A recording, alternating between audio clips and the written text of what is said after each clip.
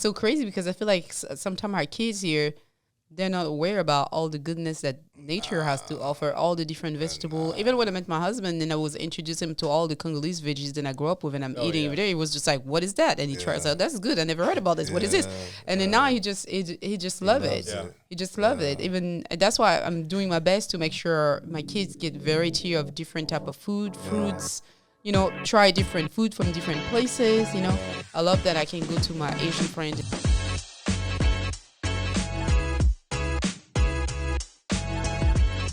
Welcome to Let's Keep It Real Now. It's another episode. Hi, I am Danielle Bilumbu with DBK Real Estate. You are co-host. And here's my bestie, Mr. Abu. Hey, how we doing? Abu Jabbie here at A&P Lending. Here to doing another episode. Yes, so today we wanted to talk about something very, very important. Which goes with nature and our home. And I have here my friend Frese. He owns a business which is Decentralized Farming. I know you're probably wondering, like, what is it, right? So that's how I felt in the face that I made the first time I heard about it from him. But you will understand why he's here and what it is so important for us to talk about it today. Hey, Kyle. Hey. How are you? Glad to be here. Very I'm excited. glad you're I here. appreciate you having me on today. And I'm sure you want to hear more about decentralized farming, right? Exactly. So just give us the simple definition about it, what it is exactly. Yeah, so basically right now a lot of food is grown on a very large kind of corporate scale. And my goal is just to get more and more people involved in a kind of a small scale and just, basically getting more people involved in growing their food. Okay, so you pretty much teach people and how they can understand nature, plant in general, so they can grow it and be able to produce their own food. So part of it is teaching, and part of it is just helping people set up a system that is going to be high production and low maintenance. So, okay. Nobody wants to be working a full-time job and trying to spend another full-time job in their yard farming. So how do you make it most efficient as possible? And that's kind of where I come in and try to make it easy on you and get a lot of food for as little effort as possible. And as little money as possible, because if you learn how to grow your own, you don't need to go to Walmart no more. You don't buy it. That is definitely a goal. And then it's your own, and it's natural, and it's organic, with all the crazy that we see on TV and every day, with all the increase of illness and disease and that we're having, and we see consistent obesity and all that. You're fitting perfectly in 2023 years world. Yes. Great timing. Great timing. Thank you. That's how I feel too. I've been really into this for a long time now, and it's finally kind of coming together. I would say, and I guess I can give you a little bit of history on where I started with this. So I guess I've always been interested in environmental issues and all. I got in addition to my chemical engineering degree, I got an environmental engineering minor back in college. Mm-hmm. And then just always kind of wondered about environmental stuff. And then living with my wife, she's always, when we got our first house, we started planting a bunch of things in the backyard. And then I guess it all really took to the next level when COVID hit, and we had a lot of time, and there was nurseries were open, so we were able to buy a lot of plants. And a nursery? And a nursery? A plant nursery. I know the first time he told me that, he said the nursery. I was like, the nursery plant? Yeah. Like baby? The baby plants. Yeah. But I love with you is every single time I'm with you, I learn something new, a new way of saying a word in English, you know. But I have to say, this man is the most American Congolese than I know. Really? Yes. Okay. His wife she's just like me. She's Congolese Oh, okay. background. Thank you, Francine. Thank you, Okay. Francine. Got a shout out, Francine. Yes, and then Okay. they do have a lot of veggies, but we do have a lot of veggies in Congo, and the plant that you guys are able to do and use here Yeah. is they grow over there too. So in their backyard, it's just a paradise. Like if my mom come in town, she's gonna be shopping over there.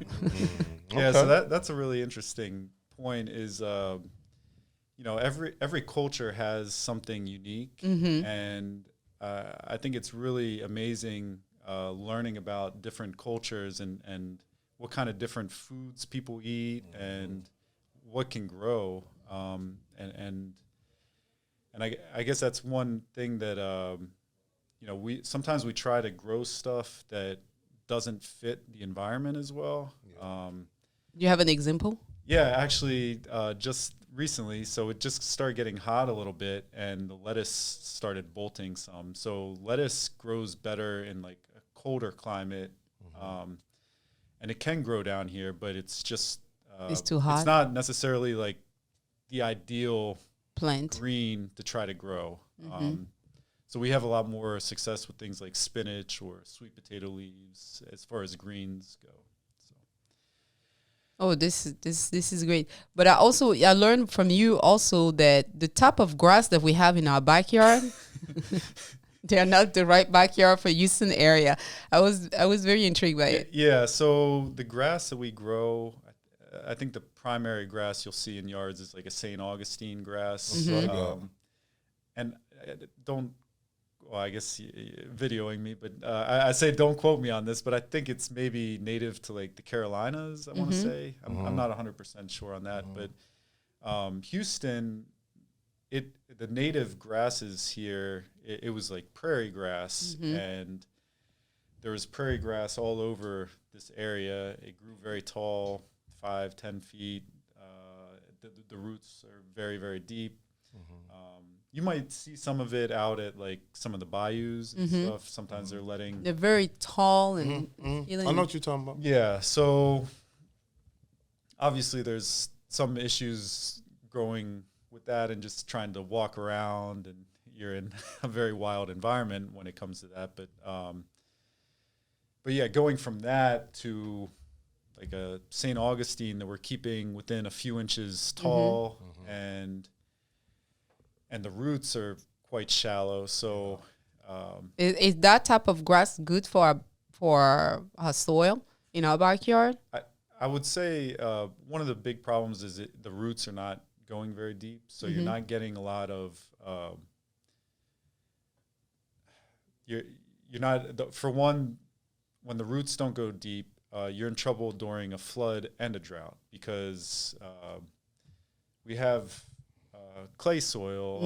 A lot of us have majority clay soil, and it's a very tight soil. It expands with water. It contracts with.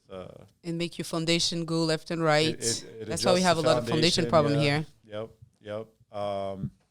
So having deeper roots provides a little bit more stability as far as you're allowing water to penetrate deeper into the ground. So if you have a flood, you can absorb more water.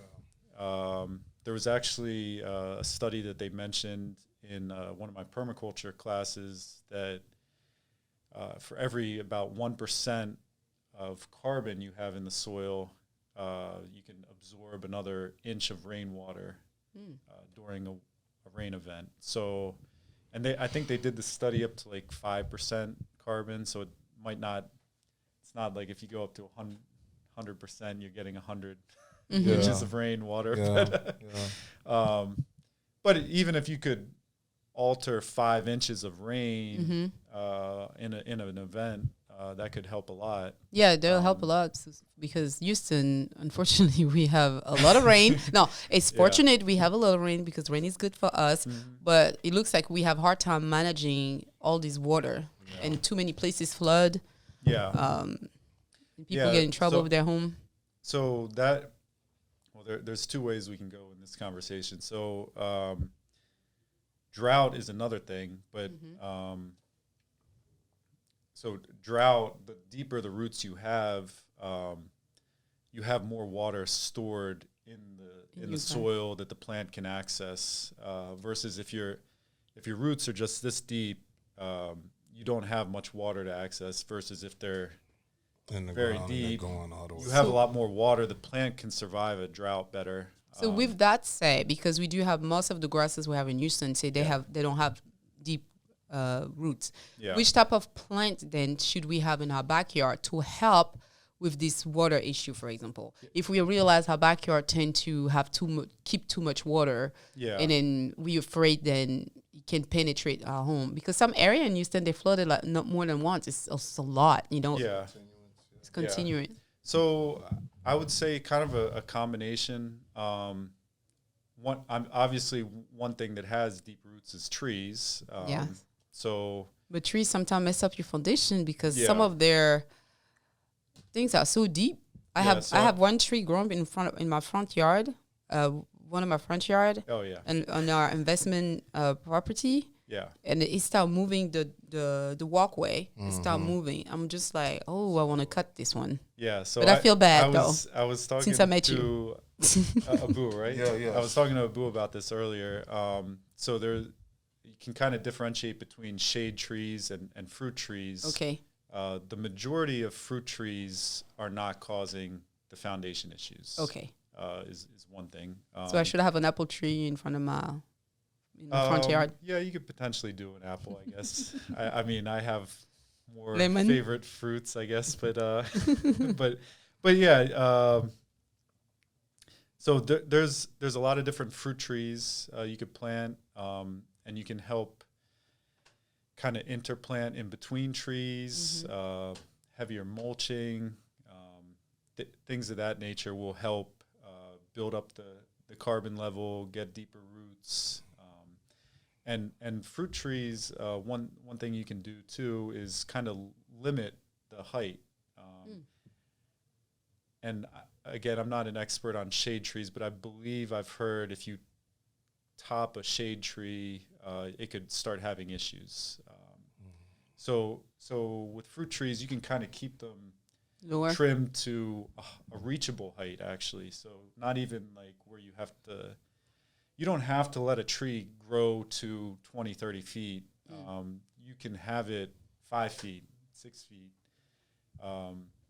I saw in one of my permaculture classes, they were doing there was a guy in a wheelchair, handicapped, and he had maybe, say, 20 fruit trees in his backyard, and he's doing everything from his wheelchair, getting the fruits from the trees, so you can trim it to where It's not too where high. you like it, and so that goes from, okay, the tree's not reaching its full potential now, but that's okay.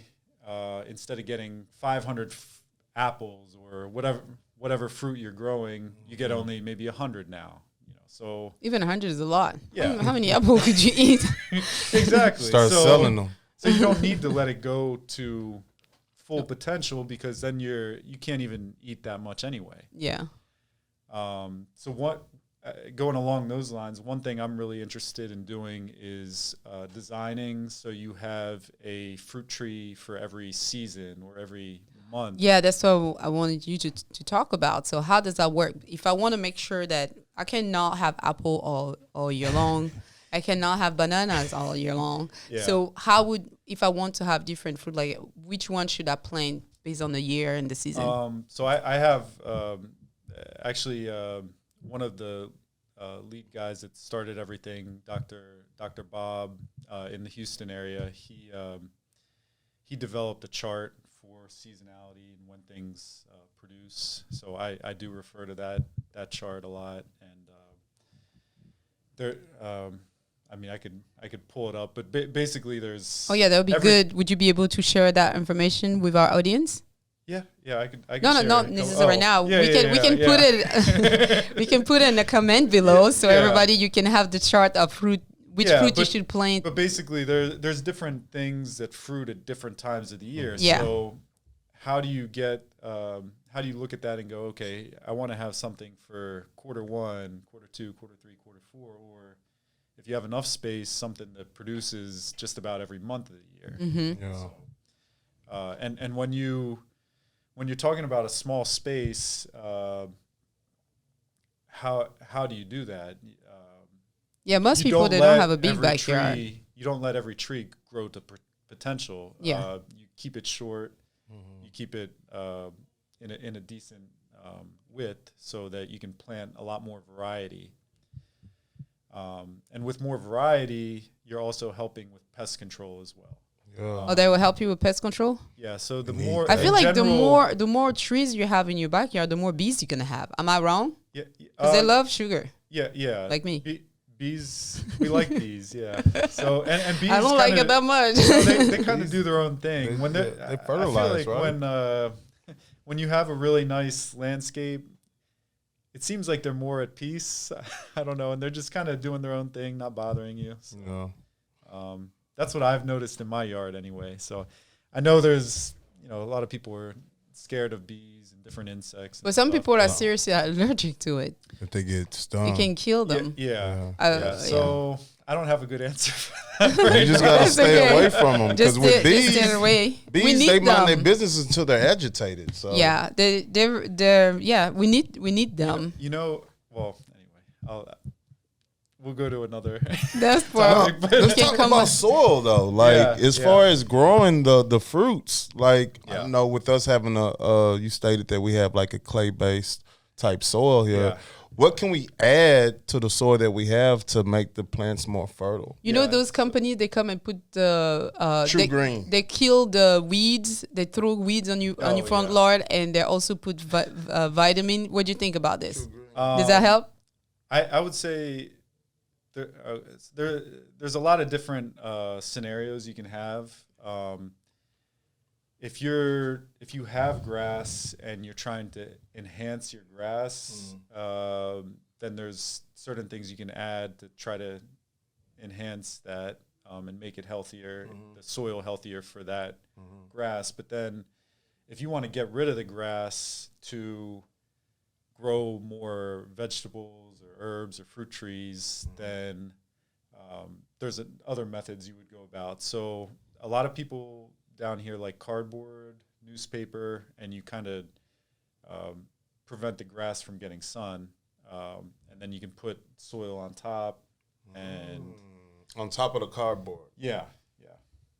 So the cardboard will degrade over time. Just make sure it's not one of those with all the design, the plastic cardboard. I see what you mean. It's got to be like a real. The Amazon packages actually, those are good. Those are good. Yeah. Okay. So okay. I'm sure everybody gets a lot of those. It will go away naturally with no issue. Just try to remove like the tape and any plastics. My food don't go away. My food or my veggie will not be transformed by that. Yeah, you don't. I'm trying to go all natural over here. Yeah. Okay.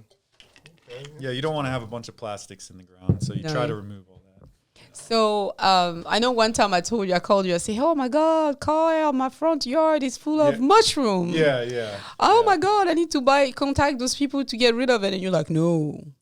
Could you tell the public why it's good to have mushroom in your front yard? Not just to get high? Well, mushrooms kind of means you have a lively environment. So, that's a whole nother episode. Kind of, yeah. I mean, there's a lot of research being done on mushrooms right now, and just the activity and the connection in the ground. If you have mushrooms coming up, that means you have a really great fungal network below. So you don't want to just try to kill all your natural fungal activity in the soil. You want that in general. So that means my soil is good enough to have plant things? Yeah. So one thing is trees like fungal activity a lot. It's oftentimes under the tree that I see those mushrooms. Yeah. So trees are obviously pretty stagnant. They don't move around a lot. And that's kind of how the mushrooms are and the fungal activity. So it likes kind of just a stationary environment, and then it branches off. So these fungal networks can help enhance the trees and your different plants in general, and basically extend the roots. So now not just do you have roots working for you, but you have these fungal networks that are extending your plant roots and going to grab nutrients. Even say your tree's roots are going here, and then your fungal can go even further, and now you have the fungal roots getting you nutrients, water. Okay. So you have even better nutrient availability with that. Okay. Yeah. So as for plants, for example, that I want, so we just talk about the trees, and I want to grow other plants that I can eat. So what Houston, the environment we have here, what are the plant, vegetables, other plants to eat? It's good to plant in with Houston weather. You want to talk about a few fruit trees, or you want to talk vegetables? Vegetables. Okay, vegetables. So, well, we can do trees and then tell me the vegetables. Yeah. Okay. So the fruit trees. I mean, citrus used to be a big thing here. We got kind of hurt pretty badly with the freeze. The freeze, yeah, and then another freeze. I'm still trying to plant some citrus. Well, not plant it, but I have some that was in already. I cut off all the dead parts, and there's some growing back. So we'll see how it goes. I mean, I love citrus, so that's something I've stayed with. But there's a lot of other things that survive the freeze. I have peach tree, plum tree, pomegranate, mango, fig. Pomegranate? Yeah, he does. Pomegranate tree. It's growing from the ground? Yeah. No, I'm thinking like you got a pot. You know what I mean? Like a separate pot, and then you got a. So you should see his backyard. It's the nature forest of land. You will never go hungry if you go to his home. Pomegranate? If the stores are closed, you're gonna eat. I'm telling you. We're getting there. That's awesome, man. Yeah. Are you familiar with pomegranate? I love pomegranate. That's why you see me acting like so that. You probably there you go. You got your first your client from the podcast right there. Like, dang, I've never heard of that. Yeah. And they're expensive at the store, of course. So it'd be nice to have your own. Yeah. And then you can sell it to all your neighbor. I'll give some away, but it's a great antioxidant. Yeah. Though, so I love pomegranates. One big thing that's really taken off for us this year is our grapes. So a few years ago, we planted a couple grape vines, and they're climbing up our pergola now, and it looks amazing. So we can have our own wine. Yeah, you could get your own wine. You sound very that would be cool. I've never made my own wine out of even store-bought grapes yet, but yeah, potentially you could grow your own wine, and it's actually Jabbie just had some the other day. I know. So. He fed my child the fruit from his backyard. He didn't watch them. And I was like, you give my child fruit without watching them? I was like, that's the best way, Danielle. It's natural. Yeah. There's nothing in it. Yeah. The fruit clean themselves. Yeah. No, I mean, you can wash stuff, but I don't. She was just having a couple grapes. A couple grapes. She came and she said, "Mom, I had a lot of fruit from Uncle Kyle's backyard. It was delicious. I loved it." I said, "Did you wash them?" She said, "I don't remember." It was good. Yeah, she had a really interesting combo. She was mixing the spinach with the grapes. Yeah, because they're not ready yet. Yep. She was mixing spinach and grapes, but that's a different taste. I'm having a chef in my house. Yeah, she's gonna be making some great meal for people. Yeah, and right now they're sour, so it's actually kind of fun to taste a few every once in a while. It's like really sour, so it kind of lights up your mouth a little bit. So as for veggies, which type of veggies we can plant and that works well in Houston area? There is quite one of my favorites, which you two are familiar with, is sweet potato leaves, which most people here do not know you can eat sweet potato leaves. Yes. And they grow like crazy. So you can, it seems like I could just infinitely pick those all summer. It's the biteku, right? I think that's what you say. I'm testing him. Yeah. You guys eat that too? Matambele. Mm-hmm. Matambele. Oh, matimbele. Yeah, sorry. I mix it up. Matimbele. But that's the sweet potato leaf. Okay. So we eat the sweet potato and we eat the leaf of it. Yeah. And then we also eat the cassava leaf, which is you do it too, right? So we have the cassava or the yucca, depending which part of the world you part. And then we do have the leaf of it. We eat it. We eat both of them. Yeah, we're growing that as well. We also have a growing cassava. Yeah. Mm-hmm. They have that. You have sour too in your backyard. Yeah. Which is ingai for all the Congolese people out there. Yeah. And sour. I actually just and osé in French. It's osé in French. I cooked it. Yeah, Francine was like, "You make it. I'm tired of you bringing stuff in and having me cook it." Sour. So we eat that with fufu. Yep, we have it with fufu too. Okay, it's pretty good. Right. And in French, people eat that, and we call that osé. Okay. In French. Okay. Mm-hmm. Okay. Yep. So yeah, there's a lot of spinach. Spinach, yeah.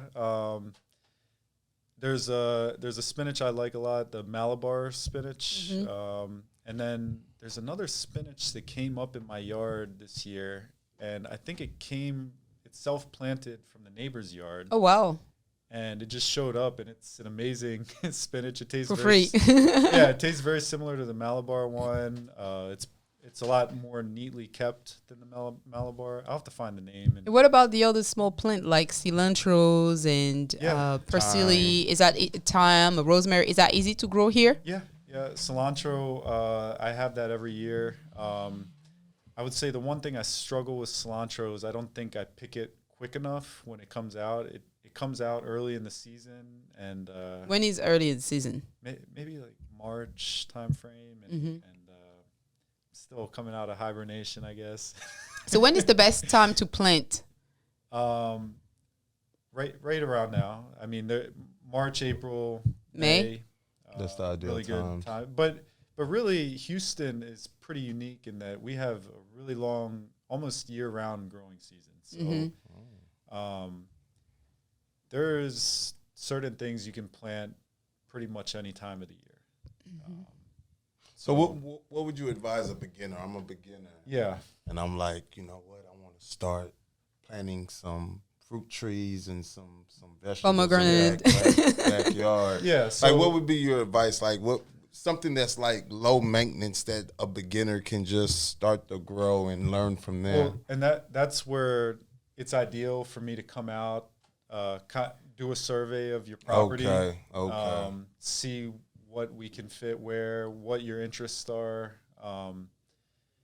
what's going to make sense to grow with the space you have. Okay. And what you want your yard to look like too. So yeah. There's a lot of, I mean, there's certain things, like I've been to Danielle's yard and there's certain areas she doesn't want touched and certain areas like. Of course. So it all just depends on the individual, the property. So that's where my business comes in, but as far as like some easy starters, fruit trees, herbs, to me those are very easy things. Thyme, your rosemary, just simple. Yeah. Okay. Yeah. And it doesn't need to be water every day. You don't need to water plant that much because we have a lot of humidity and we have a good amount of rain, right? Yeah. So you want to start off. Actually, herbs are pretty easy as far as they seem to last through just about anything.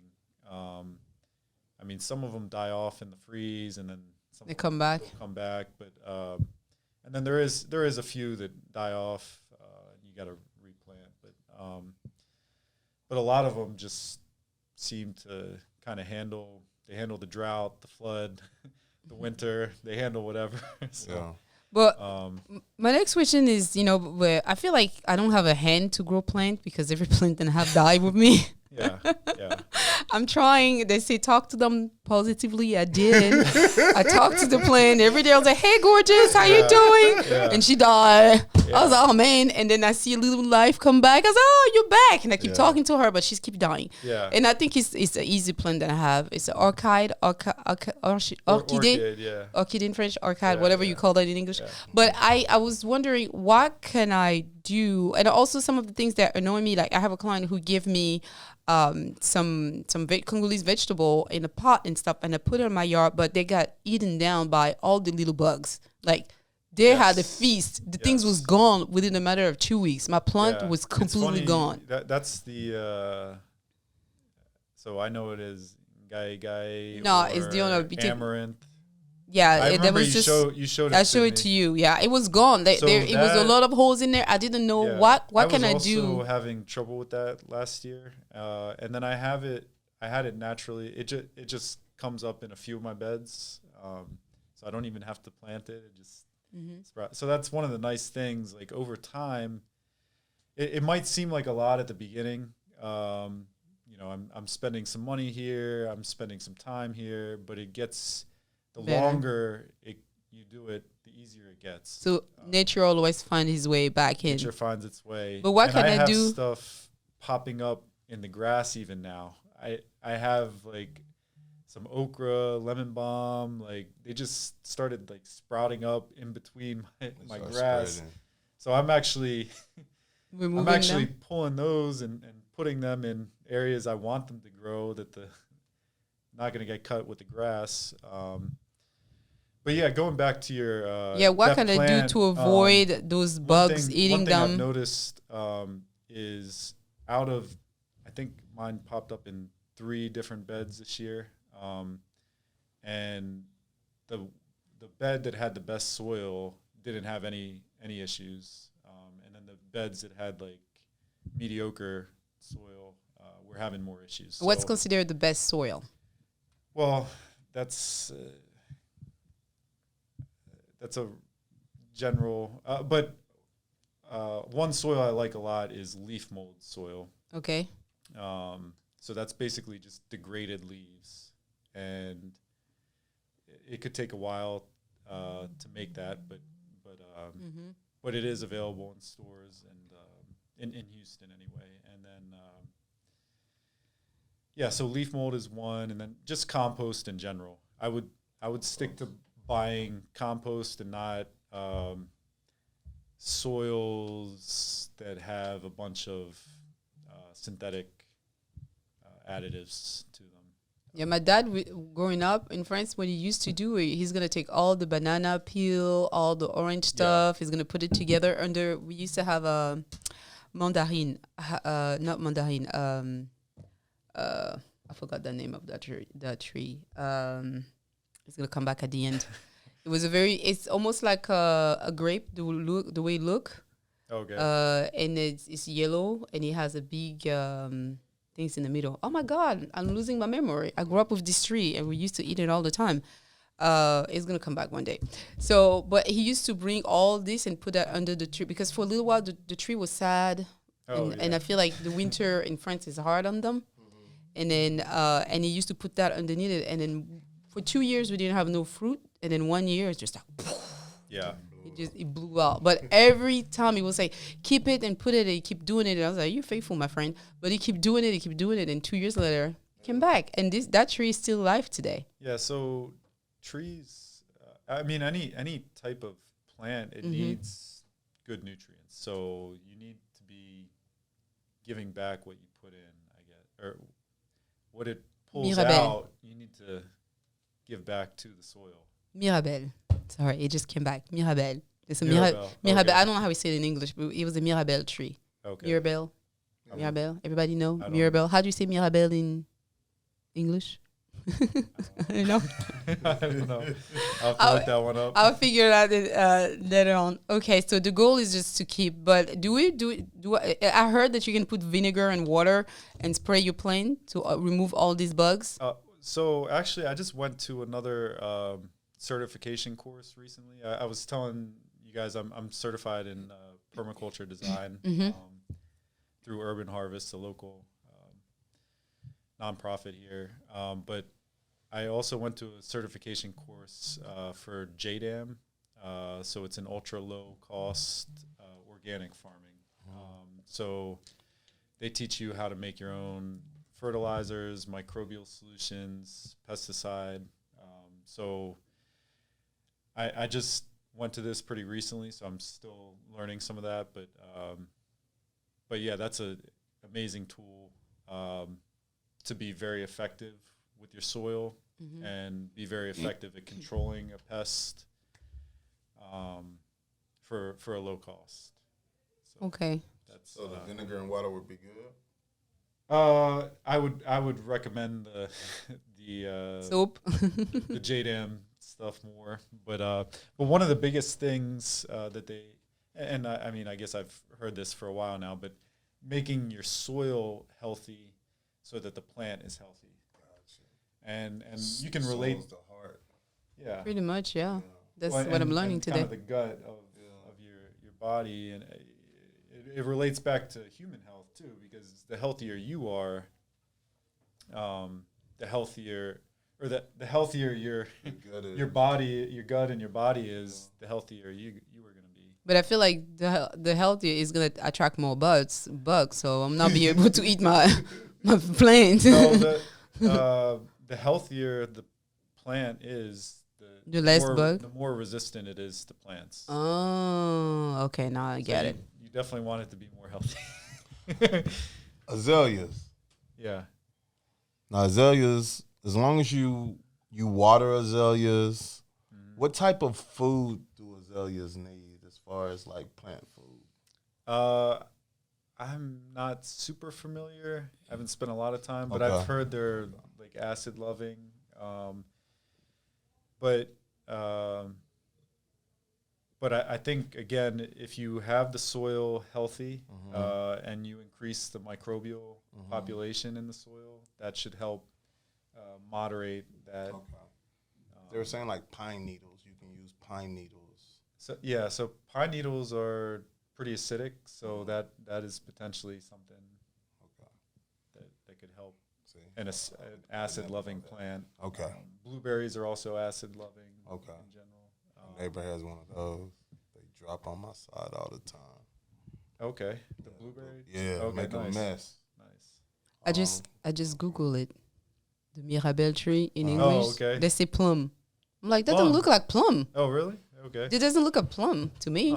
Because there's almost like a grape, but a little bit bigger than a grape, and they have a big it could seed be in the middle. Maybe a species different species. Of plum. Okay. So there's a lot of, even I have a friend in Florida that grows mangoes, and I think he said he has something like 70 different species of mangoes. Oh, wow. 70? Yeah. Wow. I only knew two, the big one and the small one. So it's incredible how much is out there. And we don't know about. Yeah. And it's so crazy because I feel like sometimes our kids here, they're not aware about all the goodness that nature has to offer, all the different vegetables. Even when I met my husband and I was introducing him to all the Congolese veggies that I grew up with and I'm eating every day, he was just like, what is that? And he tries out, that's good. I never heard about this. What is this? And then now he just love it. Yeah. He just love it. Even that's why I'm doing my best to make sure my kids get variety of different type of food, fruits, try different food from different places, I love that I can go to my Asian friends and they have great Vietnamese cuisine or some Chinese cuisine pretty well, or you can go to Indian friends and then you try their food, and sometimes they're 100% vegetarian, sometimes they have meat in there.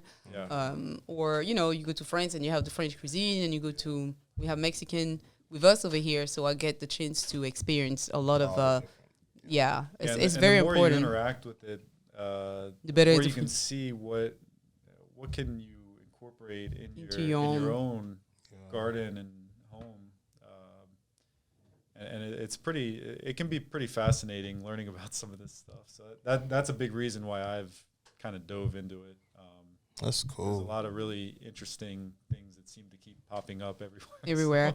I wanted to ask you a question about the palm tree.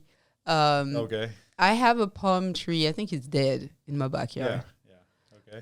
But one time you told us we can keep cutting until we see what, and we know if it's still alive before. Green. Yeah. If you can hit green. Okay, so when you cut your tree, you go and lower until you see green on the inside. So then you know it's still alive before removing it. Yeah. Okay, and this is for any trees or just for the palm tree? I would say pretty much any tree or plant, anything.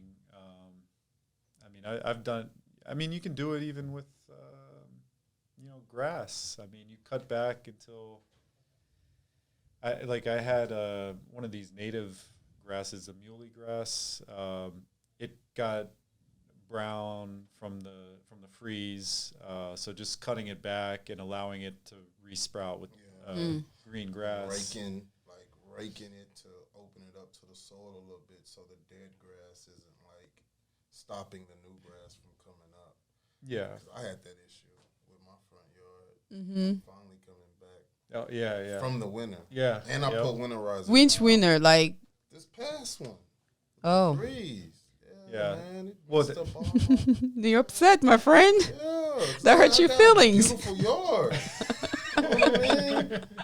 So I got all these little plugs all around the yard, and so do you have a lot has converted from the St. Augustine naturally, I guess. Correct. Yeah. Correct. And with all this rain we've been getting, it's been helping me out. So I've just been raking it.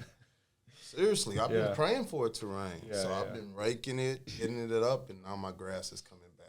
Yeah. By the ending of June, I should be back to a full 100%. And maybe what we should all do is start collecting the water from the rain. Let's put some tank in our backyard, collect that. And it's true. Absolutely. Instead of using your sprinkler system and pay all that money, because because I have a house and we have a sprinkler system and we have a pool, all of that costs you money, right? Costs money. And then you have to shower every day and you also have to cook, so you use it. But if we can figure out a way to collect or something, could you create something like that? And we can absolutely. And then we have that in our backyard and we can collect the water and use that water for our plant. And this is the best water anyway. It comes straight from heaven, from God. While you God is sending us that, so let's use it for our plant. That's a big thing that's happening. A lot of people are I would say more and more people are collecting rainwater, and that's extremely helpful. Not only are you saving on your water bill, but you're getting water that doesn't have all of the fluorine or chlorine in it. Natural water. Which is better for your body. Because another thing is you're adding these chemicals that are killing bugs to your soil that you want bugs. Oh, okay. That helps fertilize the so soil. you're going backwards when you're adding city water. Okay, I see. And on top of that, it will help you with avoid flooding in your backyard. Yeah. So that's and water penetration. If you collect the water, a large enough cistern, you could, and that was something learned from one of the permaculture founders in this area, Dr. Bob. He has a giant cistern in his yard, and I think he did the math on how much water came down on his property during like Harvey, let's say, and then how much rainwater was collected in his giant cistern, and then how many inches of rain did he prevent going into his home property? Yeah, that's a smart way of moving forward. Yeah. Thank you so much. So yeah, you could prevent inches of rain potentially going onto your property with a large enough catchment. Okay. Well, thank you so much, Kyle. We learned a lot today. Hopefully you guys learned a lot too, because it was very interesting how we can use nature to our benefit, learn how to plant your own fruit and have your own vegetables and collect the water to prevent flood or maybe foundation issue and so on. So thank you so much for your time. I truly appreciate it. Thank you so much for having me. I had a blast talking with you about this, and hopefully we can talk more in the future. Absolutely. So if people need to contact you and be able to use your services, how they can reach out to you? Yeah, so you can find me at my website is www.decentralizedfarmingllc.com, and then so that's DECENTRALIZED, Decentralized Farming, and then LLC. Okay. And then you can find me Decentralized Farming LLC on Instagram, Facebook, think that's all for now. Yeah, but and if you can always reach out to Danielle and she'll link you up as well. But yeah, happy to work with anyone that needs wants to convert their property or enhance their property. I'm happy to come out and do a consultation with you, and we'll take it from there. And you can landscape the backyard in a way it look very pretty and to the eyes. So so that's another thing we didn't quite get into, but the beautification of your landscape. That'll be the next podcast, and you can do it in the front yard and in the backyard, and everybody will be envious of your yard, and you will be able to sell your home faster. But anyway, so thank you so much for watching us again. It was a real pleasure. Make sure to follow us on all our social media. Contact us if you need anything regarding real estate, and I will see you soon. Bye bye. Thank you.